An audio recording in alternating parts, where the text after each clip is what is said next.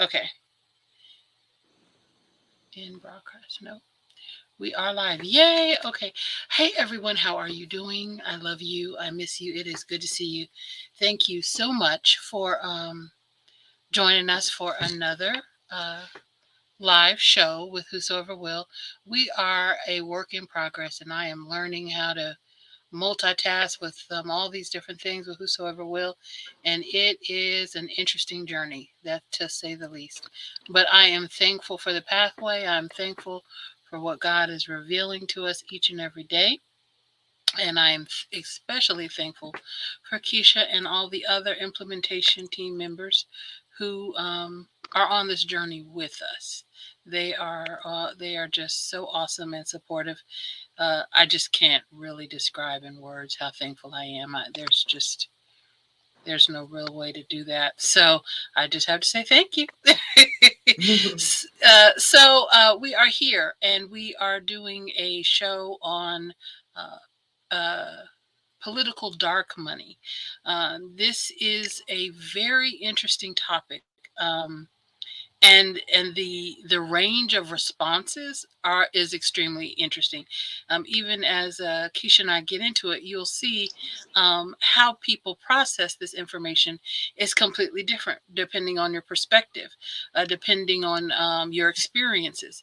And to me, that is very healthy. That is the point of Whosoever Will is to honor different people's perspectives, to recognize that you don't know everything, and that when the body of Christ comes together, we're able to see better when we bring those different perspectives together. So I'm looking forward to the growth process that comes out of this show as well as the other shows that we do with Whosoever Will. And as you all have already known, this is Kiesha Ventus, and she is a valuable member of the Whosoever Will implementation team. And she has agreed to join me today on this conversation. And I'm excited to have you here. Kiesha, you want to tell us just initially what your thoughts were about the topic of dark money? Tell me what you thought, Ladybug. Well, I guess in looking at it, I feel like the topic alone of dark money should be a trigger for us to pay attention. I mean, it just basically kind of proves my own personal theory of the fact, my own personal theory, let me repeat that one more time, of the fact that politics is a charade, that we are not informed as a people, and that we are being pacified by ideas. And the whole topic, the fact that it is a topic, the fact that dark money is a thing, um, it's a thing, it's a topic. You can Google it and get results. That alone, it's nothing about what's been said. It's nothing about the details of dark money. It's nothing about what happens when you click on the per se link.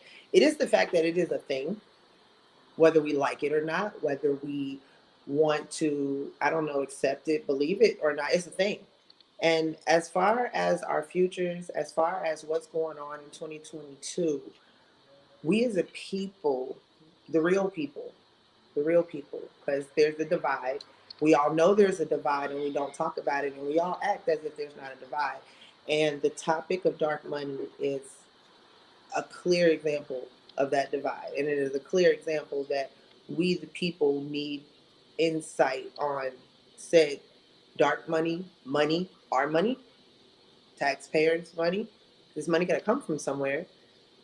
And if it's coming off the backs of hardworking Americans, taxpayers, us that are paying more taxes than, other tax brackets, I just feel like it is something for us to investigate, understand completely, and have answers to.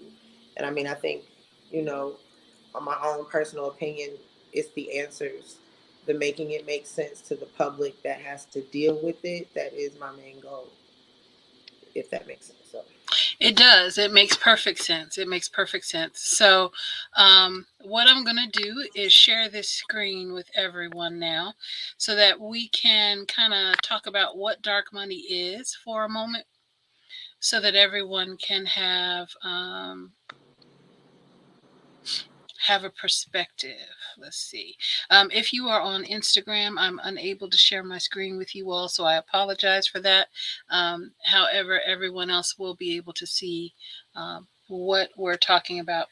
So, dark money is, let's go over this definition here and I'll zoom it in a little bit. There is no legal definition of dark money, but it is generally has been understood to mean the funds spent to influence politics by nonprofits that do not disclose their donors. And these groups are usually incorporated under the tax code as social welfare advocacy groups or business leagues. And legally, these groups are allowed to spend money on partisan politics. It is not supposed to be their primary purpose. So, in other words, like for example, one of the examples that I used with for talking with Kiesha was if you're, an animal rights organization, your focus is supposed to be animal rights. So if you have a politician or a candidate that is supporting your interest in animal rights, then you can give to that particular organization. Um, and so, hi, Miss Mentrisa. I just have to say that because she's logging in and telling us hi. Miss Mentrisa is another member of the Whosoever Will implementation team and is a blessing. By the way, we will be on with Mentrisa next Sunday as we talk about the next pillars on Whosoever Will. So please join us for that. Another definition of dark money is secret spending in our elections by wealthy special interests known as dark money. Wealthy special interests use illegal. They say it's illegal, but technically, I don't really think it is illegal. Deceptive may be a better description than illegal. Tactics to inject massive amounts of secret money into elections, which allows them to rig the political system in their favor. We really need transparency about who is spending big money on elections to reduce corruption and increase the responsiveness of our political system to voters. So, those are two definitions. Um, and we are going to continue this topic. So as we learn, we're going to share what we learn with you all. However, keep in mind that as we learn, we're a work in progress. So from what I can understand about dark money,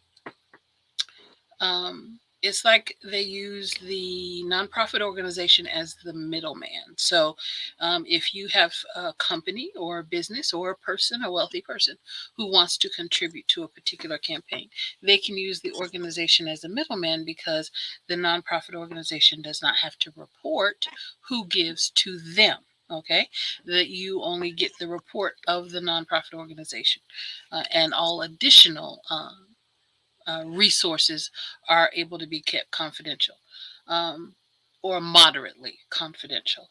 Um, Dark spending increased from less than 5.2 million in 2006 to well over 3 million in 2012 presidential cycle, and more than that 174 million in the 2014 midterms. In the 2020 election cycle, there was more than 1 billion in undisclosed spending. For that money, 514 million was spent to help the Democrats and 200 million was spent to help the Republicans. A New York Times analysis found that after a decade spent attacking undisclosed political spending on the right, the Democratic Party embraced dark money with fresh zeal, spending over 1.5 billion in undisclosed cash in the 2020 election cycle and outspending the Republican Party. What I found so far when it came to dark money is initially it was something that was done a lot with the conservative side of things, and then they changed. And I guess the Democratic Party said, since we can't beat them, we're going to join them because You will see that there were a lot of laws that were tried to pass on the Democratic side to prevent the use of dark money, but they were thwarted and stopped multiple times. So I guess they figured, okay, well, we'll just do it too. So one of the things, let's see, I'm going to roll here. One of the things that people say, or the concerns that people have in reference to dark money, is their concern is, how does this affect our voting? How is it is this yeah, is this dollar amount, excuse me, is this dollar amount affecting the way people perceive the fairness of the election? It is the loudest voice getting the one that's heard, that kind of thing. So the argument is the fact that people are not going into the election booth with a clear, unbiased, untainted view of who's running and why they're running. No, they're going into the election booth with the person who has paid to be heard, is the argument that is made in reference to um, dark money. So, Mr. Stein, who now focuses on finding common ground between parties, worries that the increased will usher in an ominous new dark money arms race and further undermine fraying public trust in government and elections. And I think that's the part that, and I'm gonna let Kiesha jump in at this point. I think that's the part that Keisha's talking about, is the fraying public trust. If if people don't uh, that if people don't believe that there is any balance to the election, then why bother having one? Why bother participating? Um, and talk some more. I know you've mentioned it, Keisha, but you want to jump in here and see, is this what you're talking about? The fraying trust in the fairness of the government and the elections in and of itself? Basically, but I'd like to say it, I guess, a little to sum up everything that you just read. And if I had to break that down to people that I talk to every day, basically what you just described is, you said middleman. In our language, we understand it as, so basically it's a front. And if we're looking at it, it's basically another way for the government and or, don't say that word, okay, the political Machine? foundation, Foundation. the political foundation, the foundation that politics was built on, found another way do to basically commit money laundering. Like, let's call it what it is. It's money laundering. So what you just said was, if I am Joe Blow and I want to go in for arms and I want to make sure that you're not going to vote against my guns that I'm trying to keep, what I'm going to do is I'm going to make a nonprofit to save the bunnies, right? And what I'm going to tell you is, I really want to save the bunnies and this is my interest. Now, I'm not slow. And what I like to let people know is, I like for people to understand humans. Not only am I not slow, I've also worked in the restaurant industry for a long time. And I like to let people know that a restaurant can be very public and very private at the same time. It's a beautiful place to go to have very private discussions. So the discussions that you have on camera versus the discussions that you have at a restaurant are going to be very different. So I have my foundation for Save the Bunnies, and I am all over talking about Save the Bunnies. But all in all, I got AKs and 47s and military grade weapons that in my head I have a right to own. And I want to make sure that I don't care what else is going on in America, I'm going to protect my right. And this is just my personal opinion and my synopsis of what I read into things. And so I'm going to present you with this donation because I believe that you are for what I'm for. I'm also going to take you out to dinner and make sure you're for what I'm for. I mean, there's no easy way to say that.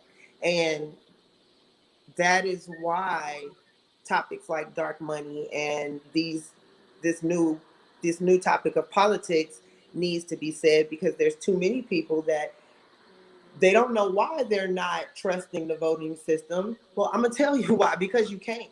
And the fact that dark money is a thing or a topic is just the perfect example of why you can't.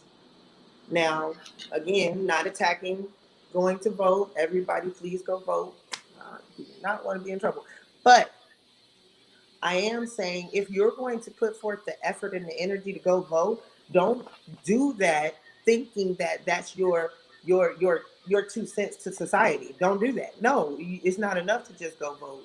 Go vote, but put your energy into demanding questions and demanding answers. Put your energy into, not only am I going to vote, but I'm going to make sure that what I'm voting for, I'm going to make sure they have somebody to answer to. Let's put it like that. um, you are going to have to answer me. You're going to have to answer my questions. If you say that this is the issue that you're for police reform, and this is an issue that I am voting for you because you're for police reform, then it shouldn't be enough for me to just be able to say, oh, well, I voted. So I made sure that I did my part towards police reform. How do I know that? Because how do I know that I didn't vote for a candidate that is already paid to go against it? And I don't care what happens, what you say. What matters is when y'all get in that big room and y'all start signing the papers and talking. And this is me talking, saying that I am not a politician. I have not gone to school, which I don't know how many of them have or what that did for them or whatever, but it's obviously not working. So now it's not enough for me to just say, well, I'm going to vote, but that's it. I did my duty. No, I'm going to vote, I'm going to investigate, and I'm going to look into groups and people who are going to get me answers from said candidates. I'm going to hold said candidates accountable. It is not enough to just vote, because we've seen time and time again, we vote for people and then they get in there and do crazy stuff on our behalf. And we somewhere looking like, Republicans and Democrats, all of us, because let's be for real, the real Republicans and Democrats, a lot of us get along. A lot of us have the same views. A lot of us just want to live our lives, send our children to school. We want to be able to eat. We want to be able to live a comfortable life. And so, if our needs are not being looked at because the people who have money to pay for their needs to be looked at, and we don't have that type of money, well, then what we need to realize is there's more of us than it is of them, and their job is to serve us, and we need to get back to that. The whole concept of dark money only bothers me because it is literally proof that the system is not real. It's not what we think it is. It's bought and paid for. And the other system that we are being spoon fed is a pacifier. When we start to cry, they pacify us. When our kids are getting shot up in schools, let's give them a pacifier. Well, hey, here, you go, stand up in the front and tell them that you're going to fight for gun control. I mean, you're not going to get it or nothing, but just go tell them that you are, so that they can be pacified, so that they can vote for you and feel like they did something. And y'all ain't do nothing. It was already paid for. It was paid for. And whoever got up there and stood up there and played the part or played the role or whatever, that was paid for too. So there, I mean, I'm not going to say that there are no politicians or people in said politics that don't have the heart, but I am going to say a lot like, don't say that, please. Okay, so what I am going to say is that sometimes when you're such the minority that you literally don't have a voice, it's a possibility, because the people that you're supposed to represent, because every person in politics, every judge, every person that we vote for is supposed to be representing us. So that person is supposed to have all of us behind them. In theory, that's the concept. If I go out to vote for you, then that means when you show up, I show up. So when you show up to sign the bill, I want to show up to sign the bill too. Because really, that's what it needs to be about. How many people showed up to sign the bill? Because I want to show up too. I voted for you. You signing this bill on behalf of me. I need to be there to sign it to make sure you sign my name in the right place. We as the people need to be there to make sure that our names go where you said our names was going to go, and our votes count for what they're supposed to be counting for, because they're obviously not.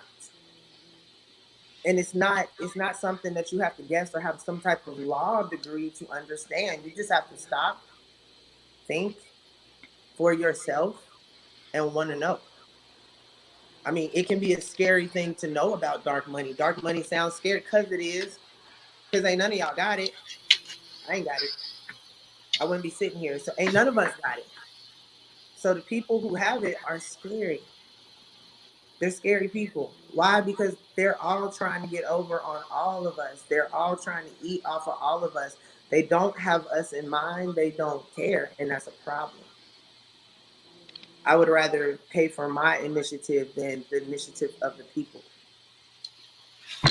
Shouldn't even be able to do that and call this a democracy, dare I say. And again, I say that on a strength of, this is my own personal opinions, but these are the things that I observe, and these are the things that concern me as a quote unquote voting citizen. If I go out to the polls all the time, now I got to go back. I didn't want to go the last week I went, and now I got to go back because y'all think the fact that this is even about to be a runoff election, and I'm not going to even put my political thoughts into that, says that the system is broken. I don't care. I don't care who you are. You have to answer to the actions of your candidate. And the actions of your candidate say that that should not be a close call at all. What are we looking at? You know what I mean? Is this the man that has say so in our education system? Is this the man that has say so in our tax system? This who we voting for? Or are we voting for the next celebrity, voting for the next person that we want to take a picture with? I don't, I'm just tired of living in a life where people just accept what is happening when there's definitely, again, more of us than there is of them. We need answers. Dark money shouldn't be a thing at all. Um, well, before I give my 2 cents, let me read what Mentrisa says. Mentrisa says, yes, we need more insight about dark money. And she says, I felt like the political candidates are selling their morals to the highest bidder. Was her take on the What issue of morals? dark. I I in the ref in the for this is my personal opinion, everyone, so that you all can know that whosoever will is about coming together and edifying each other with our perspectives. You'll note as in all of our shows, and my cat, by the way, is deciding that she really wants to get on national camera. So I apologize for that. Hopefully she'll lay down because now I've got cat hair everywhere. Um, but what was I saying? Oh, whosoever will is not about controlling your voice, the voices of our members, the voices of the implementation team. This is about people coming together with the same priority, which is Christ. Okay, and once we have come into agreement that our priority is Christ, is our main priority. Now let's talk about the issues. Let's bring your perspective and your perspective and your perspective. So, whosoever will is going to be having a lot of group discussions about different things. And you'll note that the purpose is to bring together information in order to develop amongst those people that have Christ as their priority. So you'll never see me on here telling other people what they should think. You may see me on here saying, why do you think that? Or can you explain the reason why you think that? You'll see me explaining why I think the way I think. But ultimately, our pathways are determined by our personal relationship with the Father. And because I am not Keisha's God, I'm not anyone's God. I I cannot do that for them. That is a very important distinction that you'll notice within Whosoever Will. And I wanted to make that point as we talk about dark money. Okay, so my perspective is that I do believe our votes matter. I don't believe they matter as much as they should matter. Do I believe that people pacify us? Yes, I do. Most definitely. However, the reason why I believe our votes matter is because we have voter suppression. If our votes didn't matter, then why would we have all of this redistricting after a vote? Why would there be all these laws that people pass in record time to stop people from voting? Why would in some states it be illegal to vote on Sunday? Why is it that we close the polls while people are still at work? So, in my personal opinion, you would not go through all of that work to suppress a vote that didn't matter. Now, does it matter as much as it should? No, I don't think it matters as much as it should. Um, and I believe, and I come into agreement with Kiesha's point, is I think the problem has come in the fact that um, we have thought that our duty to our country, to our communities, to our neighbors, and first and foremost, our duty to our Heavenly Father as disciples of Jesus Christ ended with just voting. And Whosoever Will says voting is where you start, not where you finish. Okay. And that is the distinction. We have no interest in just getting out the vote. We have no interest in protesting. We're interested in getting down to the as black folks said, nitty gritty, the inside part of why things are functioning the way they are, so that we can be informed and equipped to do the next level.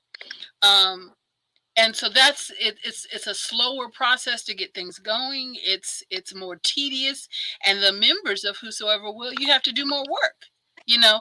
And as you know, a lot of people, they don't want to even go out and vote, let alone spend week in and week out checking behind a particular representative or politician. Unfortunately, we've come into this culture where we just want to do the least amount of work, the least amount of effort in order to get things to be productive. And Whosoever Will is not in support of the least amount. We're in support of going all out in order to fulfill the will of God for our lives and be a blessing to other people. So hopefully, I see my screen is going in and out when it comes to Facebook and YouTube. I'm not sure what that is. Um, these are all just really wonderful experiences. I tell you what. Um, so, but I will continue going on. I'm going to share the screen again, and we're going to talk. Oh, there was something else I wanted to say before I shared the screen. But I can't remember what it was, so I guess it'll come back to me. Um, so the next screen I want to say, I'm going to present both sides of the argument in reference to dark money. And this particular person says, and for those on the left who decry a flood of money into politics, the answer is simple: support a smaller government. The only reason we need an army of lobbyists, or why campaigns for the presidency cost billions and for the US Senate or governor tens of millions, is because the government regulates and runs every aspect of our society.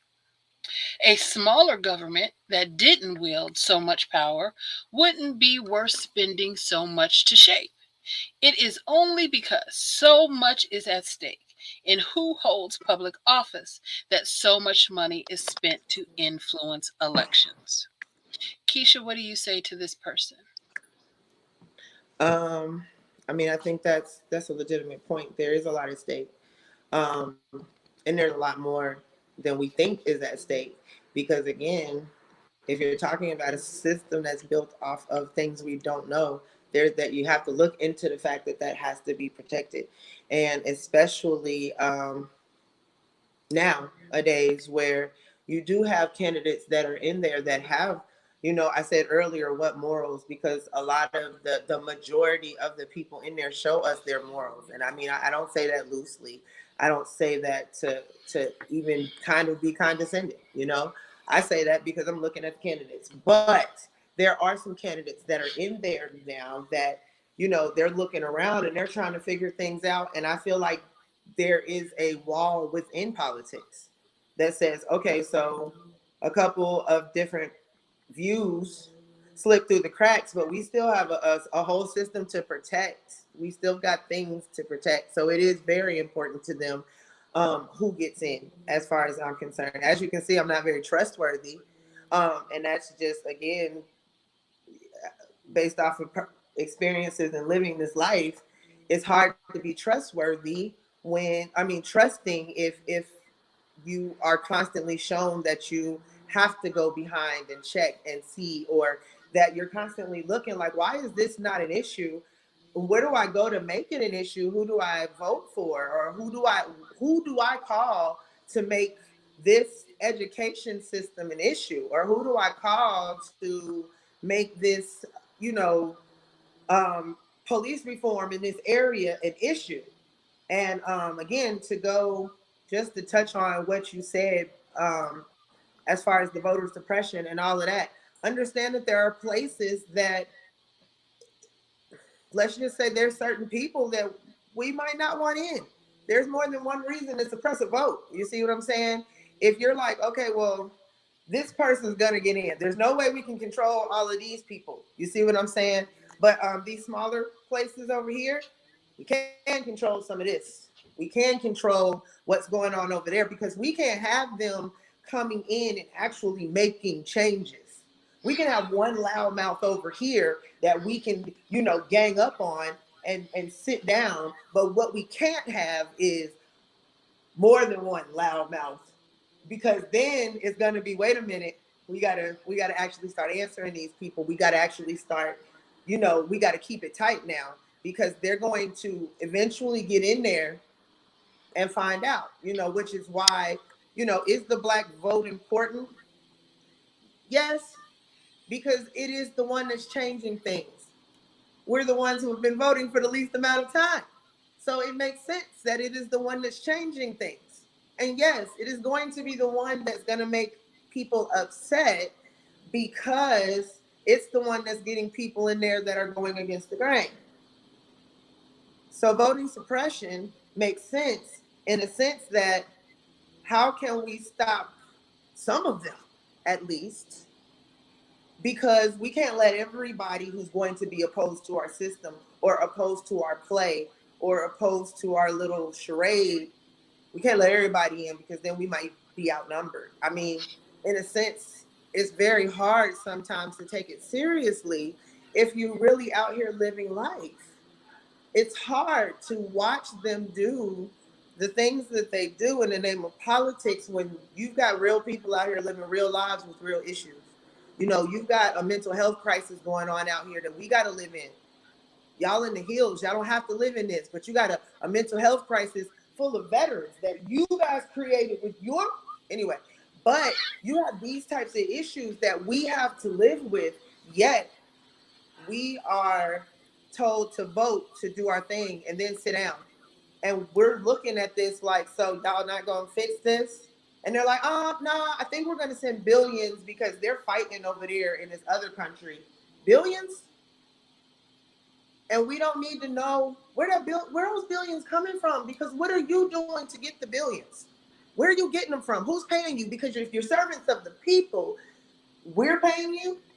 So do we have a say so in any of them billions? Can we have a couple of them billions? Because we got like a lot of homeless veterans out here that people are starting to get annoyed with and desensitized to actual humans and human rights. We got stuff like that going on out here.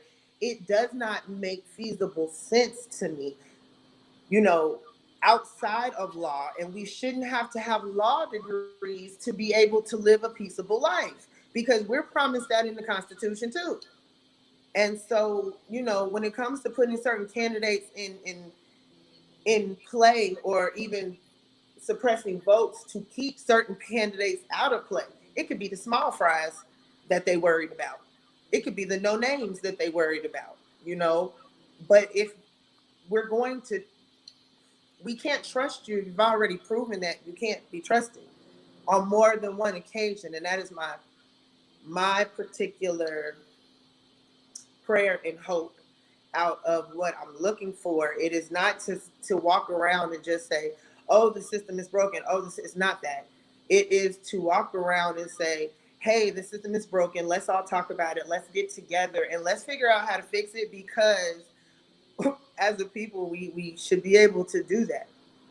And if the people who are in leadership right now cannot do that, then we need to find someone who can. And they need to actually prove to us that they can, and talk to us about what's going to happen, when we can see it happen, what it's going to look like as it's happening for us.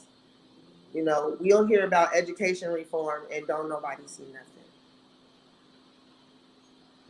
We'll hear about police reform and they'll say it, but where do you see it? Where are we supposed to see it? What is it supposed to look like? So I can't really say that I'm ready to get behind a candidate as much as I'm really just ready to say I'm ready to get behind a system change in general. What candidate is going to listen to me say, "Nah, for real though, but what are you gonna do? How do I know you're gonna do it?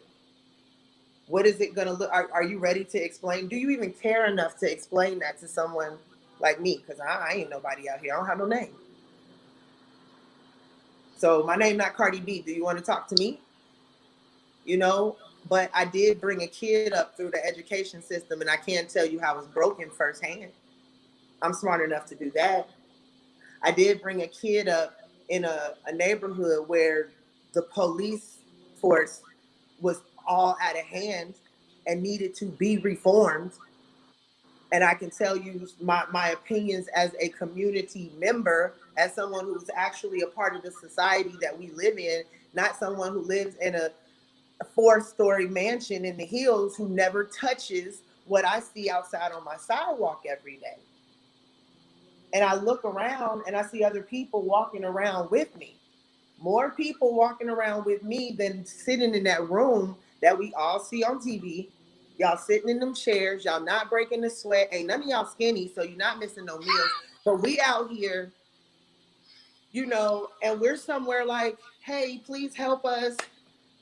And they're like, "Yeah, so the rabbits, we got to do something about the rabbits in North Carolina." These are the things that I'm saying when we're saying, as far as getting the right candidates in place, let's get the candidates back in order. Let's reorganize what the criteria for a candidate should even be. Because I mean, at this point,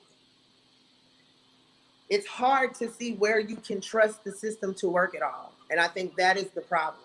And as far as voting, sometimes I guess in my head, I wonder, what if we all just said, "You know what?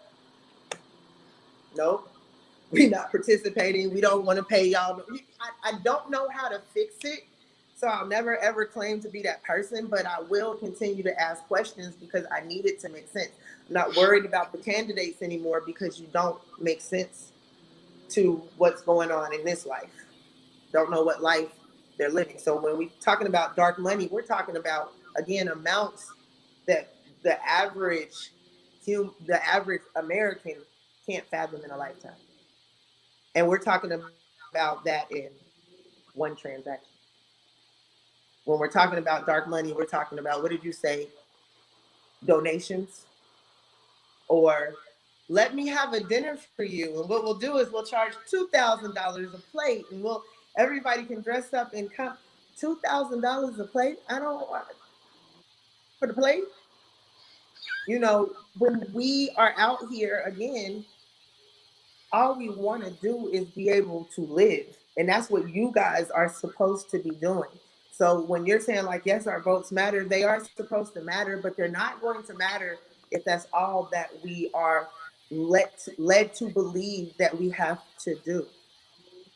Um, so maybe what I should do is change what I'm saying to, we shouldn't change the criteria of the candidates. We should change the criteria of the voters, because as voters, maybe we need to start thinking differently. If I'm a vote, I should be able to knock on that door. Hey, you don't want us all knocking on that door at different times? Y'all might want to organize a way where y'all can show us what you're doing. But the topic and the issue of, I can start a foundation and I can call it a nonprofit. I can start. I've looked into that before. It's not the hardest thing to do, and I definitely bet you could get it done if you got, thousands upon thousands. If you can pay $2,000 for a plate, I'm sure you can get a nonprofit. I'm positive. So if getting a nonprofit is not even a big deal for someone who has millions, for them to persuade a candidate, how can we persuade a candidate? We really can't. And it's like, we need to open our eyes as the people who live in this country and say, yeah, we're really tired of playing this game and now we need answers. Because, see, they don't give us no answers until we show up in numbers demanding stuff. And even then, they still give us what they want. You said a lot there, so I'm just going to let everyone marinate on it. I am going to make a comment about this person on the screen and what they said about big government versus small government. Um, my issue with those people who are anti big government, my personal issue is, I'm like, give an example. Give an example of something you think is too big. And from my limited understanding, everything that people call too big was put in place because somebody was using, manipulating, stealing, destroying, killing. Do you understand what I'm saying? I mean, if you take the effort for us to control gun laws, no one woke up and said, "Oh, let's create a bunch of laws to control who owns guns." No, we kept having mass shootings, so now we need to have laws about to type of control. Or if you talk about uh, animal, like, endangered species, and they say, oh, the government's trying to control everything that we're doing in reference to hunting. Well, you're killing an entire species of animals, and we want you not to kill the entire species. Or if you talk about um, uh, the FDA and how they're trying to control the quality of the food. Well, if you weren't creating poor food that was killing people, the FDA would not need to step in to try and control it. So from my understanding, those things that people call big government were in response to some sort of detrimental thing that was going on in our society.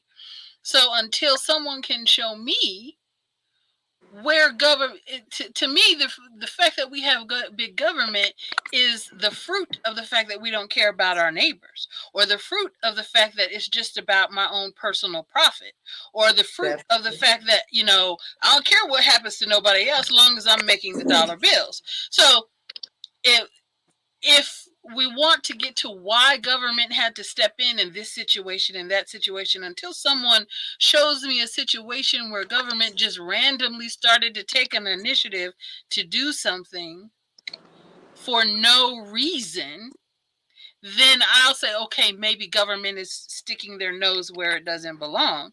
But to my knowledge, everything was a response to some sort of misuse or injustice that was going on in the community. So, so for someone to say, "Oh, well, we need to," don't get mad at me because I'm spending a lot of money because the government's too big anyway. No, no, no, no, no. The government's Mm, big because you were trying to get a lot of money. right, So right, that's it's like, what comes first, the chicken or the egg kind of thing. Um, definitely.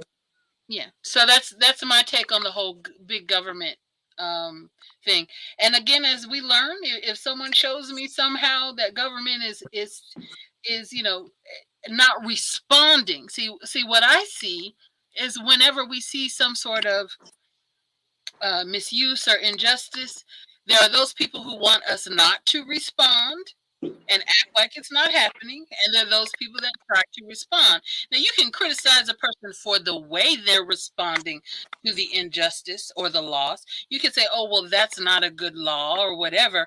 But if all you're doing is saying, we let's do nothing when you see something, I have a problem with that. I'd rather somebody try to fix something than to sit there and say, "Oh well, sorry you lost your family member to food poisoning, but we're not going to change anything. We're not going to make it better." That kind of thing. So, uh, again, my I screen. think Go I ahead. think the problem though is it's not so much that they stepped in to make something better. It is when you step in to make something better and money becomes bigger than you making it better. I think that is my issue with big government. It is not so much that it was in a response. It was in a response to a great thing. But when money and greed and control get involved, it counteracts what it's supposed to be doing. Even i.e. the welfare system was supposed to be a great thing until someone figured out we can control this in a way and we can somehow, be it financially, be it power, be it, we can somehow control this. So my thought to the FDA is in response to a family member dying of food poisoning, we need to say that, hey, this is not okay. And we need to now monitor how this is prepared, and that type of thing. At the same time, when the powers that be get in and make it harder and harder and harder for us to get the actual good food that we need, and we are now being told that the FDA says that this needs these preservatives, so we're putting them in there and you have no choice but to eat them, and we're going to regulate your food source and supply, whether you can have farms or not, who can have farms and where they come from. See, that is where I'm not against big government. I'm against big government that cannot be touched and or checked, because the problem is not that you were in response to something. Yes, that was an honest thing. But then this person got involved, this person got involved, this person right here that's about to get involved, they no good, none whatsoever. So when they get involved, it automatically becomes not what we need. So I guess my issue with the big system is the concept of the checks and the balances. It's who controls them though, who gets to say. We've seen this time and time again with big corporations that hide stuff from us, and then it ends up being detrimental because the government that's supposed to be protecting us, there was a breakdown in there where there are no checks and balances, and it's now it's untouchable by us, and now it's a control thing. And it's that, I guess, is the part, not to say the term, I'm sorry, I'm going to read a comment Yes, on it. please do. The term big government is used as a defense against something that is disagreed with. hmm Another, what this person is saying is that the term "big government" is something that people say is, "Oh, if I don't like what it is the government's doing, oh, the government's too big," is what this particular person is saying. It's just Okay. their response instead of actually looking at what a person is doing, or what a law is doing, or what a policy is actually going to do. We'll just say, "Oh, big government's getting in the way, and they shouldn't be there." That's what I believe this person is trying to say. Yeah, I mean, I definitely believe that what it should not be is uncheckable. I think that's my biggest issue, I guess, with any system at this time is the amount of uncheckableness. I guess that's for lack of better words in my vocabulary that I can find right now. It's the amount of uncheckableness. It's the amount of non accountability that there is, let's say, up there. You understand? Getting back to Christ centered. The point is, if we do get back to a more Christ centered system, meaning the people have the ability and the tools necessary to govern and act accordingly, and that's where we as a society need to get back to. And that right there to me is big. It's bigger than the government. It is having to get people to come back to a place where we're not being told how to think, where we understand how to think. We should be thinking in reference to treating someone the way that we would want to be treated, because that's what all of us want. And somehow losing that in itself is, I think, the very bare basis of government. Um, the basis of government is, I need to love you as much as I need to be loved from you. And if love is just step to the side a little bit when I'm walking down the street, and I'm gonna step to the side a little bit when you walking down the street, and we not gonna run into each other. And if that's all the respect that I owe you, and that's all the respect that I respect in return, we have governed each other accordingly when we was walking down the sidewalk. And that's the very bare basis of it. I'm not trying to get over on you. I'm not trying to intimidate you. I'm not trying to bully you. I'm just trying to walk down the sidewalk. And I know that's what you're trying to do too.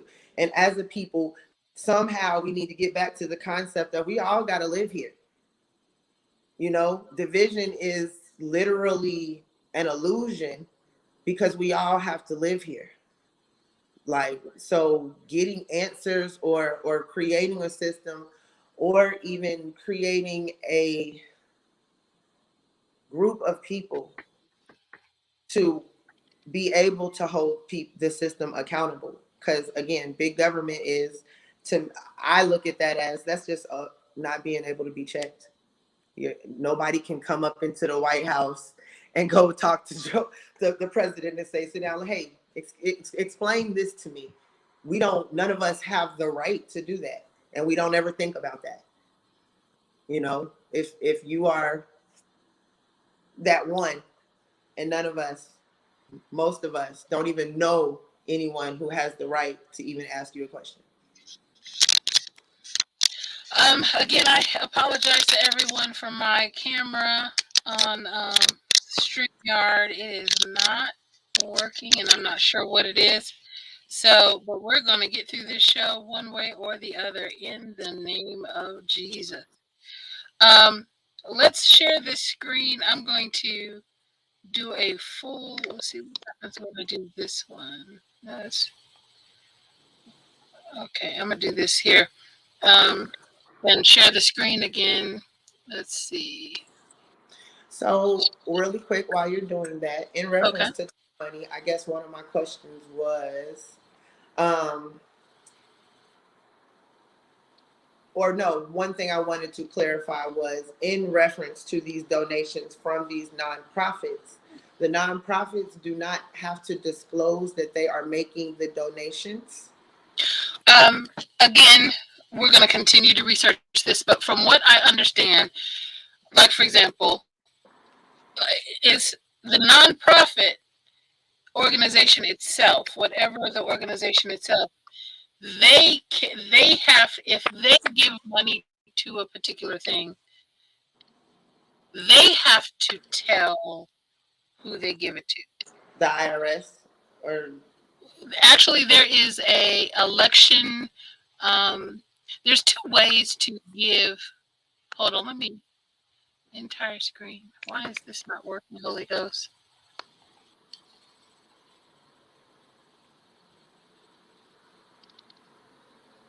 Share. There we go. Okay. Um, there's multiple ways that a person can give to an election, and there's reportable money and there's non-reportable money. So from what I understand, nonprofit organizations in and of themselves, they do not have to report the money that is given to them. So if you Keisha Incorporated were a big business and you decided that you wanted to give to a particular candidate that you know an organization supports, then you can give through the nonprofit organization, because nonprofit organizations do not have to tell everyone else that you gave to them. Does that make sense? Now, the Mm-hmm. nonprofit has to report, we're doing this, we're supporting that, but they don't have to say Keisha gave us our money. Okay. Does that make I understand. sense? Mm-hmm. And we will continue on this topic. So as we're Because learning, go ahead.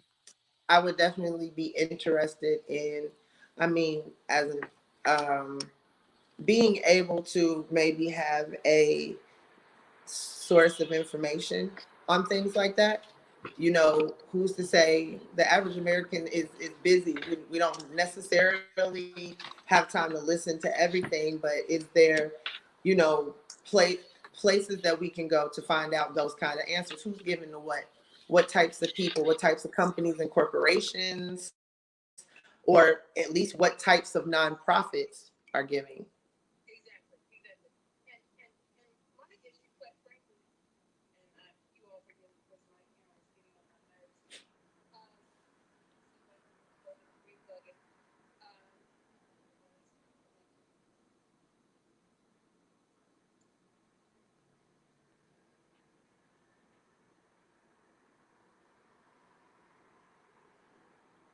I'm going to keep talking on Instagram, and Miss Keisha, you just keep your eyes on StreamYard, because no one is seeing me on StreamYard right now. Hmm. Um, I can't see the comments on StreamYard what though. was it that you said? I'm sorry. You made a comment, and I was about to Oh, I respond. said I can't see the comments on screen on StreamYard I though. got you. Okay. I got you. Okay. Um, my issue with my issue. Oh goodness gracious, it's not working. I can hear you though You can hear me. on Okay, StreamYard. you can hear me. Well, then I'm just gonna leave my screen black, because that's better if you can hear me. Um, my issue with dark money is not so much what a person is or is not supporting. My issue is the fact that you do not want me to know that you're paying for it. Um, and because this is about business, a lot of it has to do with big business. I feel like I have a right to shop and spend my money where I want to spend my money. So if I don't know that XYZ company is in support of a law or a bill that I don't necessarily in support of, then I'm going to go to ABC company. And I don't think there's anything wrong with that. Do you see what I'm saying? Hmm. And but if XYZ company doesn't want for me to know that they are, spending money on a particular bill that I don't support, then I have a problem with that. I have a problem with that. I think Hmm. you should be able to let me know. Right. I don't think there should be any reason why. Yes, XYZ company wants to spend $6 billion telling people that they don't need to eat bologna. Okay, yeah, that's fine. If you feel like you want to do that, I think bologna is wonderful. So I'm not gonna spend my money with XYZ company. So that is but that's my take on that. But let's look at this next screen right quick here. Um, one of the pillars, I've put in a couple of screens about the pillars on Whosoever Will, and one of the pillars is across political party lines. I think it's very important for us to recognize that the issues that we're talking about here are supposed to be, if you're not taking a preference, Republican or Democrat, or Libertarian for that matter, but that you are saying, okay, what is the issue in and of itself, and whether or not it is a benefit to people as a whole. So I wanted to point that out. I also wanted to point out that a lot of the times when it comes to dark money, the people that are spending say, well, I'm just exercising my free speech. And the question about that is this an exercise of your free speech, or is this a purchase of a candidate? And those are two different things. If this particular candidate is going to now owe you and be obligated to you later on because you gave XYZ amount of money, then I think as a voter I should know that. I feel like I should know, because each time something happens, I'm gonna say, "Oh, okay. Well, so and so paid to make sure," because there can be things like bills being delayed that necessarily don't need to be delayed. A lot of stuff will start adding up when you see if a particular candidate feels obligated based on the fact that someone gave. Um, so that's my concern when it comes to dark money. This And I person, mean, go ahead. I'm sorry, No. as it should be Mm. a concern because I guess what I'm saying is because when we're saying that, how could it be anything else? It's the purchase. You know what I mean? I'm giving this out of what, just the goodness of your heart. Is that what you're? I mean, I guess what I'm trying to say is, in the concept of dark money, what is it that they're trying to get us to believe? As far as I'm exercising my right to free speech, what does that have to do with the candidate that you just gave a substantial amount of money to? Not $100 donation, but a substantial amount of make a difference amount of money to. How is that how exactly are they expecting us to perceive this? Meaning, why do I don't know if I would even wonder. I would just automatically say, you paid for it. They owe you. They owe you because I don't. It's not philanthropy. They owe you. Because if it doesn't go their way and you think that I'm going to not think you're knocking on their door and you gave them thousands of dollars, that's just not even the American way. So I guess my thing is for people to look at that and think about that and cause them to actually sit down and pause and say, wait a minute, why are these things allowed to go on? Because we quietly let them. I Well, it's mean, there's interesting. nothing, I guess there's nothing else you could convince me that it would be, I guess is what I'm saying. I got you. Well, this person is in a proponent of dark money, and they say that these people that are giving this money are philanthropists. They call them philanthropists. They say our country needs more patriotic philanthropists, not fewer. We should celebrate and applaud their incredible generosity and commitment to preserving the Constitution. That's what this person says. Okay, so let me tell you where we need philanthropists. I can tell you where some philanthropists are needed. We got children that have schools that don't even have the proper things that they need. And I mean, if that's not the basis of fixing any issue whatsoever, from gun control, police reform, any issue, the basis is the education system. So why do the philanthropists feel like their money would go better there than somewhere in the place where they live? I'm sure that if you live in any city in the United States, you have homelessness, you have mental health issues, you have issues with the education system, you have issues with where these children going, you got issues with the foster care system. There are a lot of places that philanthropists can put their money and they don't see a harvest coming back immediately. Because see, if I really want to give out of the giving of my heart, I'm not even watching that anymore. Has nothing else to do with me. I dropped it somewhere where I knew for a fact it would be good money. Politics is not that. You can't even, you're not supposed to be able to guarantee it. So what is that really saying? I mean, and that's not me challenging. I guess that's me saying we do need more philanthropists, but that's the difference of me giving a dude $1 on camera or me giving a dude $1 and keeping it walking. There's a big difference. Me giving it to him, me making him stop and get on camera and say, hold on, let me get my angle, let me get the hold on, all right, now let me pull this $100 bill. Y'all see this? Make sure you zoom in on it. My God, I know you homeless. I know you homeless, my guy. Here you go. Here you go. You know what I mean? Versus I just gave him $100 and I kept it pushing and nobody knows. But I knew that it would do something because of where I put it. You understand? So I guess maybe I have a different perspective on if that's philanthropy or not. Because again, if you're getting a result or something that you want out of it, that's not the definition. It's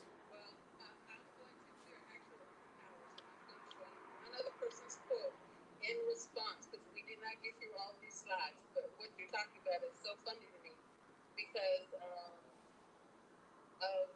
some of the comments that I saw. And this is what one person said. The Bible commands Christians to give to the local church, but that should not be the end of our charitable giving. We should support parachurch ministries, missionaries, and social service groups. And we should support political organizations and candidates who share our beliefs and advance our values in the public square. We need good people to advance good ideas in public life, and that takes money. that actually takes the Holy Spirit, but whatever. I I'm not saying that we don't need people to give. I am saying look at who you're giving to and look at the results that you're really trying to get. And are you really giving to get said?